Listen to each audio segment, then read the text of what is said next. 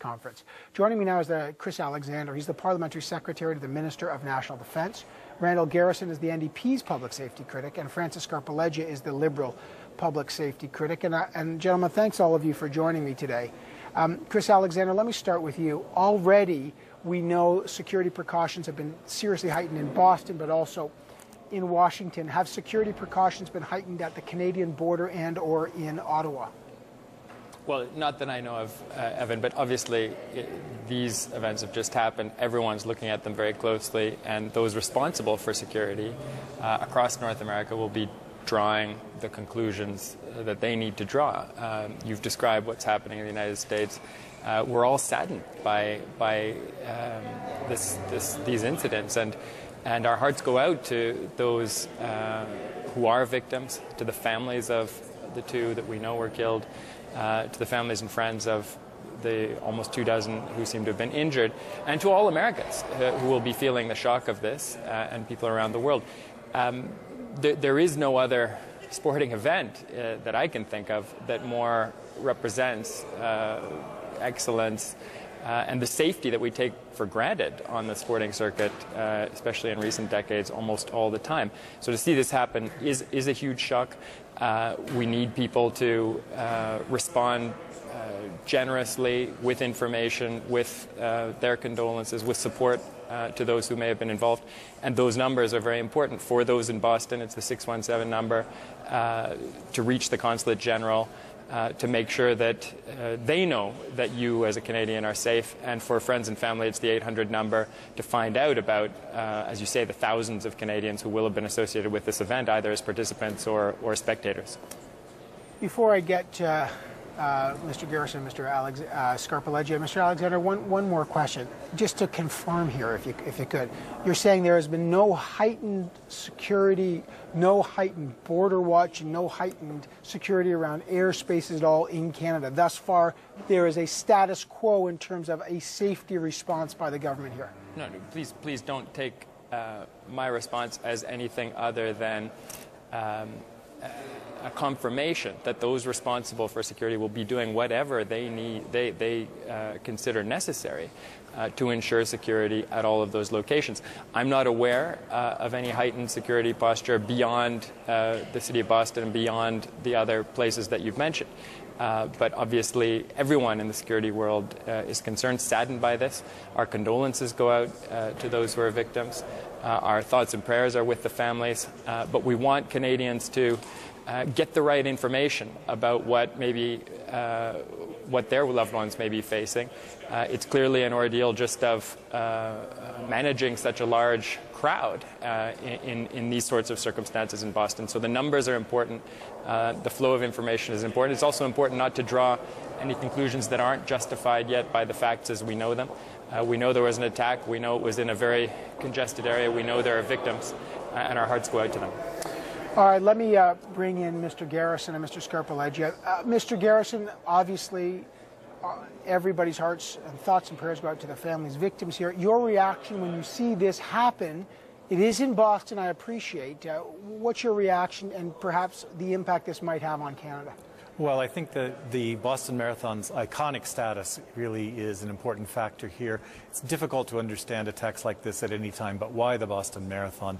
And with so many Canadians involved in the marathon, it's going to touch lots of us. And I have to say that I was very relieved to hear that our colleague Ryan Leaf, Member of Parliament for Yukon, who was running in the marathon, has been in touch and he is okay. And it's just an example of how it'll touch Canadians all across the country in all kinds of walks of life. As you said, this is one day when we can all agree that our thoughts right now are with the victims, both the dead and the injured. And also thanks going out to the emergency responders and security people all over Boston who have responded so quickly to these events. Mr. Scarpaleggia, your thoughts at this moment, and again, the impact that these kind of events have. Well, it's very shocking. I mean, as my colleagues were saying, the Boston Marathon is iconic. It's an outdoor event. One doesn't expect the kind of destruction that one would associate with terrorist acts. We don't expect that in an outdoor event where people are not in buildings, they're just running down the street, but it did occur in an enclosed area. I think I saw some stands, bleachers on the sides and so on. What it really means, I think, to all of us and to governments is that governments have to continue to constantly be vigilant and to investigate when occurrences like this happen in order to plug any holes in security that there might have been. And I don't know what there were. If everything was covered off as it should have been, probably it was covered off to the best abilities. But whenever an incident occurs, it has to be investigated, and unfortunately, new precautions of some sort taken as a response. So I think that'll be the next step, I guess. Chris Alexander, you spent a lot of time in Afghanistan, as I know, and you understand how these things work. Obviously, you've seen these things before, and we're looking at some pretty graphic pictures there. Some people very, very badly injured, and we're seeing some of those pictures. Was there, in your mind, can you give us a sense about the threat environment? We understand, there'll be lots of questions. Were there threats? What groups, or if anyone, domestic or foreign? We have no idea who's behind this. We have no idea what these devices were. Susan Bonner was on the line earlier saying we don't know what they were. The police simply described them as devices. But can you give us a sense, has there been a heightened threat environment at all in North America? Well, I think the overall record since 9/11 in North America is very good.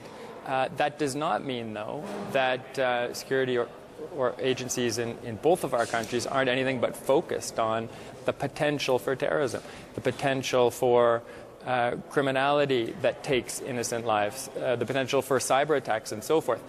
We haven't seen it in our part of the world. We continue to see it in other parts of the world when we talk about attacks on innocent civilians of this type. We've seen in the United States in the past some homegrown threats. We've seen others that come from outside. At this point, it's far too early to draw any conclusions.